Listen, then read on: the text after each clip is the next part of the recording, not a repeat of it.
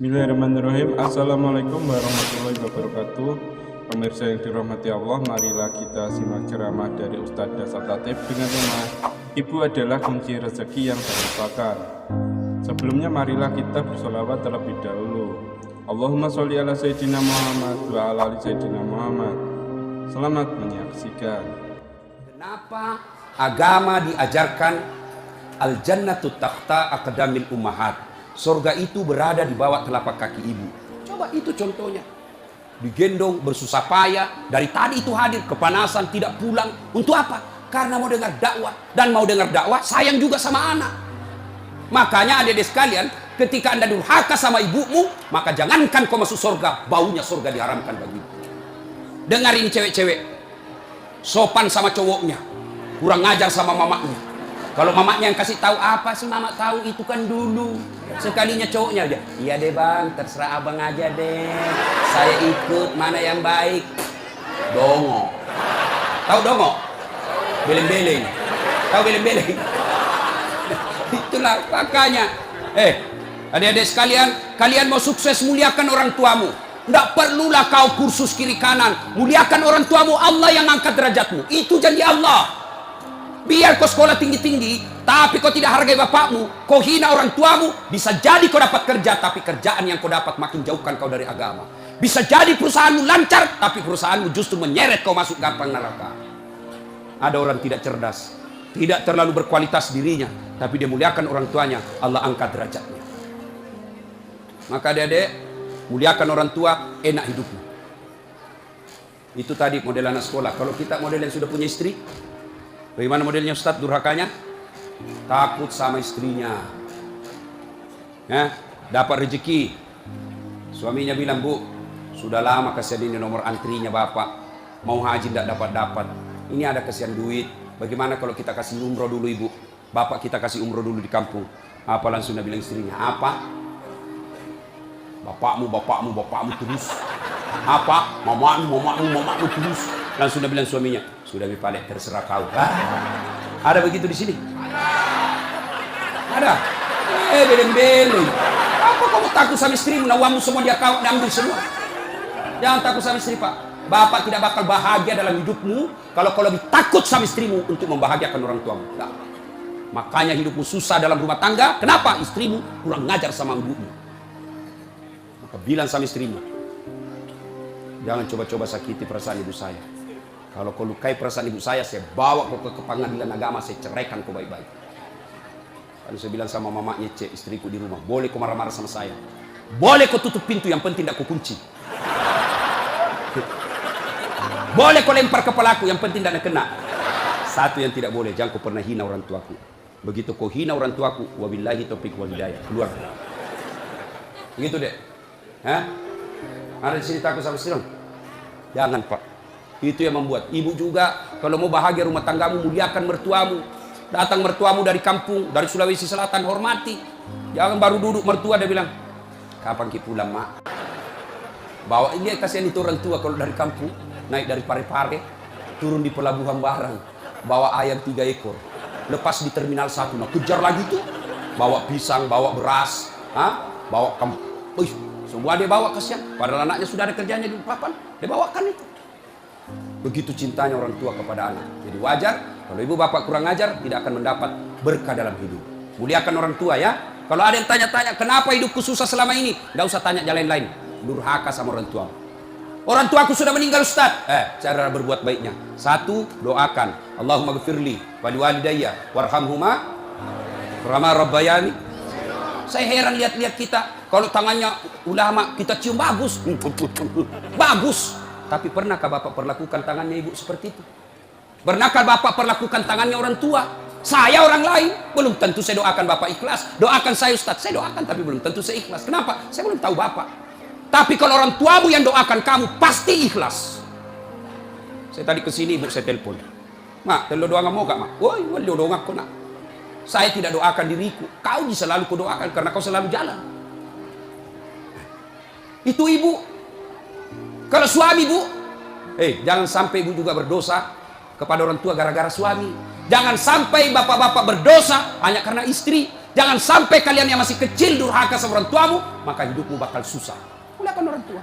Doakan, Allahumma gfirli wali walidayya warhamhuma kama rabbayani shaghira.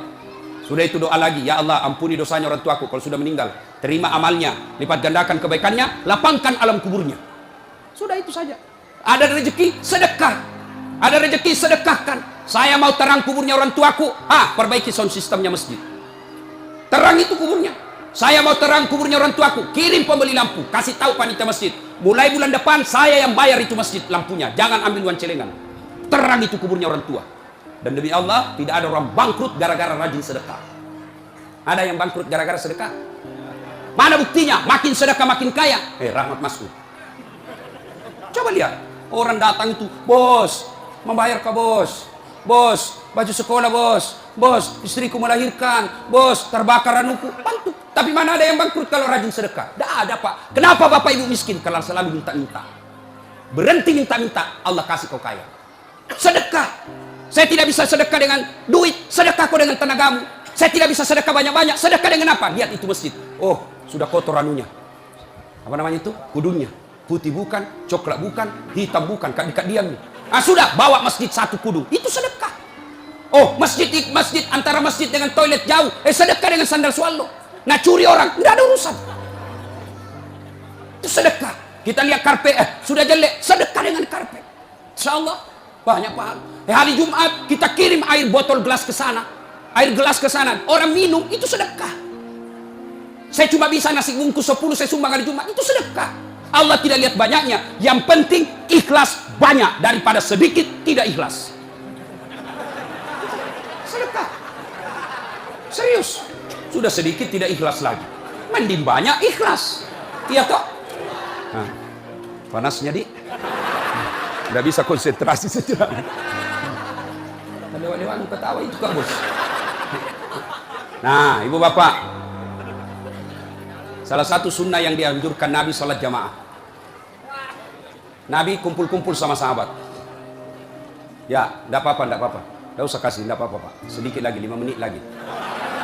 Menunggu orang masjid takwa. Ya, Nabi, saudara-saudara sekalian, kalian yang tetangga dengan masjid wajib datang berjamaah. Bertanya sahabat, mana tetangga masjid ya Rasul? Kanan masjid 40 rumah, depan masjid 40 rumah, belakang masjid 40 rumah, belakang masjid 40 rumah. Itu tetangga masjid. Bubar. Tiba-tiba datang tunanetra. Tahu tunanetra? Tidak melihat. Ya Rasulullah, bagaimana saya? Oh, kau ndain karena kau tidak melihat. Pulang ini. Boleh kau sholat di rumahmu karena kau tidak melihat. Pulang. Belum jauh dipanggil kembali Nabi. Ya fulan, tahan. Sini kau dulu. Kenapa? Kau dengar azan di masjid. Saya dengar ya Rasul. Kalau begitu kau wajib datang berjamaah di masjid. Zaman Nabi, tunanetra wajib berjamaah karena dia dengar azan di masjid. Kalau ini hadis diterapkan Pak, penuh ini masjid jamaah. Kenapa? Kalau azan di menara sampai di ujung-ujung rumah dia dengar. Dan alhamdulillah masjid selalu ramai jamaahnya Pak. Terutama kalau subuh. Penuh sampai di luar. Tidak ada di dalam. Yang di dalam orang tua sudah pensiun. Kentara itu kalau subuh orang tua Pak, bau minyak gosok baru masuk pintu. Minyak angin, minyak gosok, cap tawon, tidak ada Bulgari. Orang tua semua di dalam masjid. Kenapa orang malas ke masjid? Satu, karena dia tidak lihat pahalanya. Coba kalau Pak Rahmat Masud umumkan, siapa yang datang sholat berjamaah subuh dapat beras 50 kilo, pembeli pulsa 200.000. Jam 5 sholat subuh, jam 10 malam sudah pesan masjid sampai di luar. Kenapa? Karena dia lihat pahalanya. Yang kedua, kenapa orang malas ke masjid? Karena dia tidak tahu pahalanya. Dengar bapak-bapak ini, terutama kita yang sudah muka-muka sakaratul maut ini, yang sudah tua ya, rajin-rajin ke masjid Pak. Berdoa mudah-mudahan bapak lagi sujud ajal menjemput. Apa keutamaan berjamaah di masjid? Satu, kalau hujan, basah baju, atau kena debu melengket di badan, ke masjid, bajunya yang basah itu melindungi dia nanti pada masa. Tahu mantel Pak? Hujan, kalau hujan pakai payung. Apa tujuan itu payung? Supaya bapak tidak kena air. Supaya ibu tidak kena air kalau pakai baju mantel. Begitulah fungsinya baju yang basah. Ketika bapak ke masjid dan gerimis, basah baju itu bapak yang melindungi bapak agar tidak disentuh api neraka. Sudah. Coba jangan juga salah paham. Teman-teman sudah dengar begini, hujan keras dia buka payungnya. Pergi di jalan. Belen-belen namanya itu. Ya. Apalagi keutamaan berjamaah di masjid? Kata Nabi, kalau kau wuduk dulu. Lalu kau datang ke masjid, langkah-langkah kakimu adalah jihad fisabilillah. Melangkah kaki kanan, 1 pahala dicatat. Melangkah kaki kiri, gugur dosa kecil. Jadi kalau 300 rumah masjid, dari rumah tak dari masjid, 300 meter, kali 2, 600 meter. Berapa langkah kaki itu Bapak dapat? Apalagi kalau Bapak jalan begini. Oh, berapa langkah kaki itu?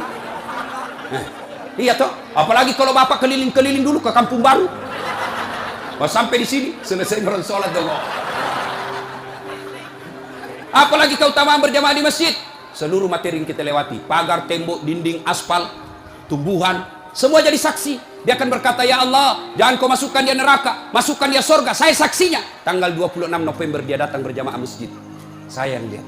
Itulah sebabnya kalau kita sholat jamaah, kalau kita datang ke masjid, setiap kita sholat sunnah di masjid, 2 rakaat pindah lagi, 2 rakaat pindah lagi. Supaya apa? Tambah banyak saksinya di akhirat kelak. Itulah sebabnya Nabi menganjurkan, kalau kau ke masjid, lain jalan waktu pergi, lain pula jalan waktu pulang. Ini amalkan Pak, amalkan, itu sunnah. Bapak datang masjid dari pintu sana, pulang dari pintu sana. Itu makin banyak saksi di akhirat. Yang keempat, lipat 27 kali. Artinya, sekali Bapak sholat di masjid, 27 kali sholat di rumah baru sama pahalanya. Apalagi kalau di masjid ada disebut doa bersama. Mungkin di rumah Bapak susah sholat, mungkin di rumah banyak godaan, mungkin di rumah ibu bingung. Ini saya sudah tahiyat atau belum? Ini sudah 2 atau 3? Ini apa? Kalau di masjid aman, tidak ada kecemasan seperti itu. Nah, itu datang ke masjid. Yang berikutnya, yang membuat orang malas ke masjid. Tadi, yang ketiga, manajemen masjid tidak bagus. Mana manajemen masjid yang tidak bagus? Selalu disimpan saldo kas. Jangan simpan saldo Pak. Dengar ini panitia masjid. Bapak kalau simpan saldo kas di masjid, Bapak yang tanggung dosanya, tidak jalan amalnya orang. Saldo kas 80 juta. Jangan simpan. Cari orang yang susah, yang rajin berjamaah. Ada utangnya di bank, bayarkan supaya dia lepas dari kredit. Boleh itu. Baru dia suruh cicil ke masjid. Kalau dia di bank, berbunga, makin susah hidupnya. Boleh. Saldo kas 80 juta. Kita mau kencing, tidak ada air. Kerannya rusak-rusak, simpan, jangan. Berhenti jadi panitia kalau Bapak tidak bisa urus masjid. Yang sudah tua mundurlah, kasih anak muda. Ini masjid bukan perusahaan punya. Begitu kan di sini? Hah? Jangan marah Pak, siapa suruh kau panggil Kak? Si mau kok. Demi Allah Pak, Bapak tanggung kalau amalnya orang tidak jalan. Bapak coba kalau itu uang cuma 100.000, tapi diberikan keran, maka selama keran itu berputar, selama itu orang yang punya uang dapat pahala. Tapi kalau dia cuma di bank disimpan, tidak jalan amalnya. Belikan dispenser, belikan kopi, nggak apa-apa, boleh. Jangan ditulis di masjid, dilarang tidur. Siapa yang larang tidur di masjid? Tidak ada dalilnya. Ayo, Bapak pernah ke tanah suci di Madinah, pernah ke Mekah, ada tidak ditulis dilarang tidur? Tidak Pak, barangkali ada orang tidak bisa tidur di rumahnya, dia datang ke masjid supaya bisa tidur, itu memang boleh. Yang tidak boleh, ngiler. Maka kalau kau mau tidur di masjid, bawa kau bantal. Kalau tidak bisa kau gelisah kau di rumahmu, bertengkar kau sama istrimu, istrimu ngomel terus, maka dia bilang, jangan kau pulang, merdeka. Bodoh itu istri sekarang kalau nak bilang sama suami, jangan kau pulang, oh gembirai. Langsung nak bilang pacarnya, sini kau sayang, di rumah aku kau tidur, kulayani kau dengan baik. Sudah. Jangan ditulis, jangan bawa anak-anak berisik. Bersyukur kalau masih ada anak-anak berisik di masjid. Kalau tidak ada anak-anak berisik di masjid, maka tidak ada lagi nanti yang mau datang di masjid. Kalian juga orang tua, kalau anakmu mau ke masjid, belikan songkok dan baju baru.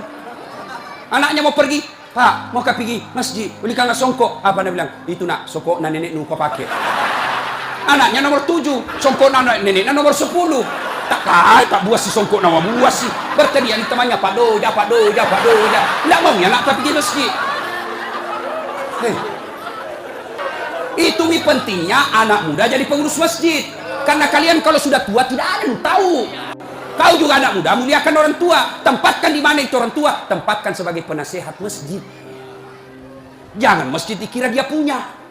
Ini lembaga umat yang punya.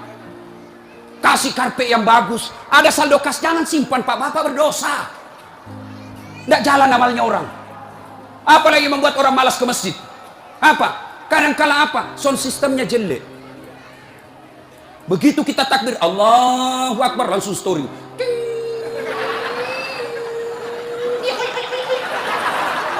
Mau ki perbaiki, sudah maki takbir, terpaksa si tangan ki. Apalagi membuat orang malas ke masjid. Apa? Kadang-kala muadzin. Jengkel orang dengar muadzin.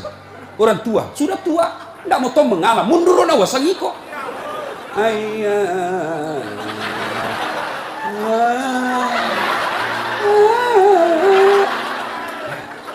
Nah benar, iya siro teman-teman, iya siro. Ayo coba. Iya. Apalagi yang membuat orang malas ke masjid? Kadang-kala penceramah. Kita di rumah sudah bertengkar istri, di kantor mumet pikiran. Kita datanglah ke masjid dengar ceramah, mudah-mudahan kita dapat pencerahan. Ini bukan pencerahan, kita kasih takut kita terus. Dibakar pantatmu, ditusuk. Udah bilang kamu.